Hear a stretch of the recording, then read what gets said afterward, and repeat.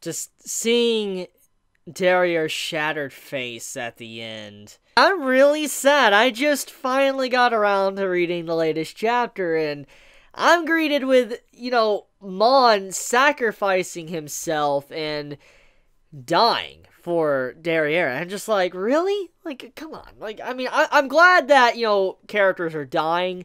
It does put weight to the series.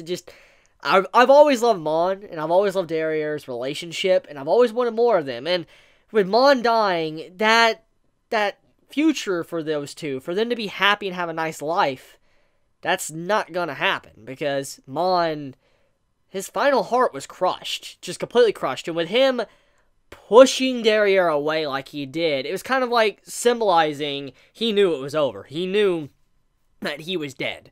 And what he needed to say, the feelings within him. We know what his feelings are. We know what he wants to say, Derieri, and she might eventually find out. But for now, though, he was silenced. He couldn't speak and say what he wanted to say because of his commandment.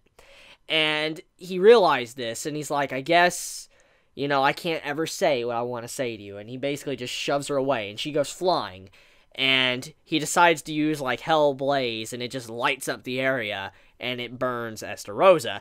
It's an honorable act. What he did was pretty savage, and I have so much respect for Mon as a character for what he just did for Derieri. Derieri, though, she's going to have a hard road ahead of her. I definitely see a long and hard road. There's so many things that she's probably going to have to come to terms with and understand, but I just want to talk about Mon for a second, what he exactly did. It takes a lot of strength and a lot of will to be able to do what he did after his final heart was crushed. I mean, think about this. His heart was taken out of his chest, crushed. He realized it was over right then and there, and he was able to kind of speak, grab Estarossa's face, hold it, and then he managed to light everything on fire. He kind of, in a way, did a Vegeta move. He did, the Final Atonement from Vegeta. Maybe not to that level, because Final Atonement Vegeta was just, oh my god. I'm sorry. I like this Mon scene. I like the Derieri stuff that's going on. I'm going to be honest here. Nothing compares to that Final Atonement scene from Vegeta for Dragon Ball. Just oh my god. Call it nostalgia, call it bias, whatever. That was just an iconic scene. But still, Mon still kind of pulled a Vegeta scene. And he lit everything on fire, and that's the end. That's the end of his character. Now, let's be real here. It's obvious that Estarossa is not going to die. He could potentially be completely messed up, permanently messed up after this fight, but I don't think he's dead. There's so much with his character and the hints at it and all of this. It's just killing his character off here wouldn't make sense. From a writing standpoint and a narrative, no. I don't see Nakba killing off Estarossa, even though it'd be nice to see Mon, his final act, killing off the person that ended his life and was trying to hurt Derieri and everybody else. Even then, though, it wouldn't be good for the plot if he was killed off. So, Estarossa, he's going to live. The question is, what is Estarossa going to get after this? For instance, we know he's going to get Mon's commandment, but will he be permanently damaged? Now, I do know that demons can regen. This has been established. Many of us already know this. That demons, when they get hurt, they can regen. But we do also know that Mon, he is the highest level of demon flames itself. These Hellblaze flames, this black flames. He's high level. Very high, the highest. And we do know that these type of flames can hurt people permanently. And what I mean by that is, let's think about Bon. Meliodas left a scar on Bon. Even though Bon has an immortal body, we know this, he had a scar left on him after he was already immortal from Meliodas. Meliodas hit him with this fire, which damaged him permanently. And that's technically what Mon just used against Estarossa.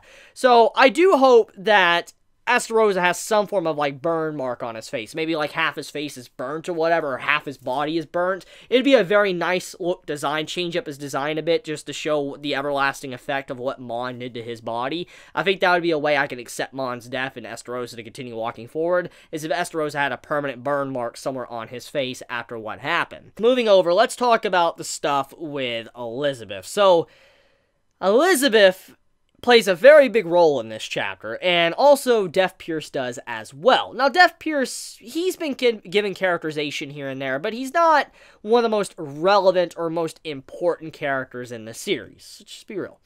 But even then, though, Death Pierce has had a role to play, and in the latest chapters, that role is basically showing how Rudisill's brainwashing has really messed up Stigma and just made it to where they can't even feel the sense of pain or fear, and they will continue to march forward and not even caring if they die or not. They will march forward. And in this chapter, we have Death Pierce basically say that Elizabeth is useless, and the only reason why, they were able to stand tall was thanks to Rudisill giving them this ability, this blessing. And it's explained that this blessing, called Cheat Hope, it allows them to have their bodies go to their uppermost limits, like pull out their limits, but they will not fear at all. They will not feel fear, and they will not feel pain. And that is something that all warriors need to have. If you're fighting on the battlefield, you need to be able to feel pain and fear. That's a big thing to kick in for your survival instincts. I mean, in some ways, you can be a super soldier doing some crazy stuff, but if you don't feel fear or pain,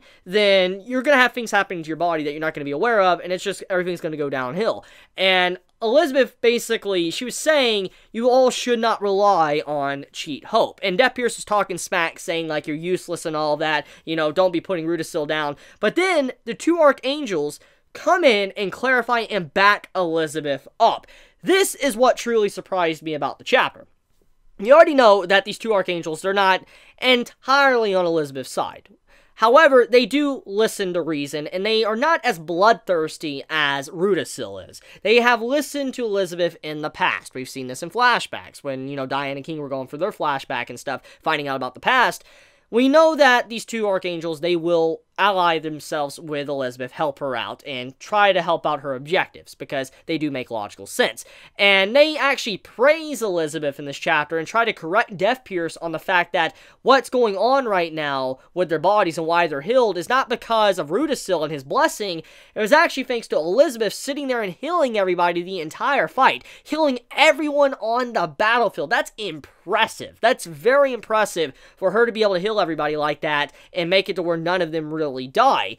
Then, to go one step further as well, she was also communicating to demons and trying to persuade the demons to not continue this pointless fight. She doesn't want pointless bloodshed. She was trying to let the demons know, stop this right now, back off. And the two Archangels were praising Elizabeth, saying, like, the lower tier demons obviously would never try to go against the highest level of demons, Cusack and Chandler. But even then, though, she managed to persuade a couple of low tier demons to just give all resistance up for the fight and not want to continue fighting in this certain part of the battlefield. And that's why they ran off to go somewhere else. It's because of Elizabeth and her trying to communicate. And this is something that we've constantly seen from Elizabeth in the series, especially when it comes to her goddess flashbacks. She's always been that person talking to others, trying to persuade them not to continue this fight, and there you go, we once again see this. And so, the Archangels backing up Elizabeth, they are not as terrible as everybody probably says they are. They definitely will listen to reason, and I do think that Derieri, for the most part, might have a little bit of trouble, but I do think that if Elizabeth talks to the two Archangels, they're probably going to let Derieri slide and not try to harm her at all. So let's get into that. So Derieri, she obviously has landed on the battlefield to where everybody's at. Stigma, Elizabeth, and all of that. And it makes me wonder if Mon pushed her that far on purpose. Like, did he actually know that Elizabeth was there and he shoved Derieri that far away because he knew that Elizabeth would protect Derieri? Regardless if he was there, he knew that Elizabeth wouldn't allow Derieri to come to harm. I believe that most likely could be the case. If not, though, just like great coincidence, but I want to believe, my headcanon says that Mon knew where Elizabeth was. He launched Derieri over there to protect her. And it shows that he's putting his faith in a goddess clan member, a goddess, just to be able to protect the one he loves.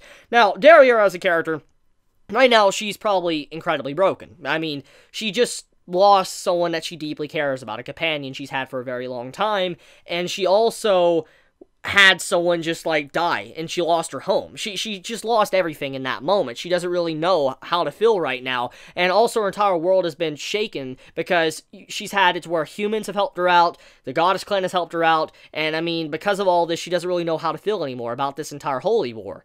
And with her landing on the battlefield, she probably won't really even know what's going on. She just might be so messed up in the head right now, she might not even comprehend anything. But even if she kind of gets a grasp on it, I think she's in good hands. I do believe that the two Archangels are probably going to try to fight up against Derieri. Maybe some of the regular Stigma members are, but I believe Elizabeth's probably going to talk to all of them and all that, and she's going to probably turn out to be okay.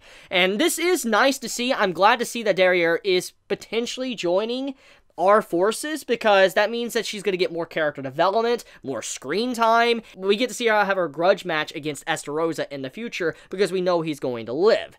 So that's the good stuff about this chapter. I can't wait to see what's going to happen next, and yeah, let me know your thoughts in the comments below. If you enjoy my content, please subscribe. If you like this video, please leave a like, and I love you guys. Chibi out.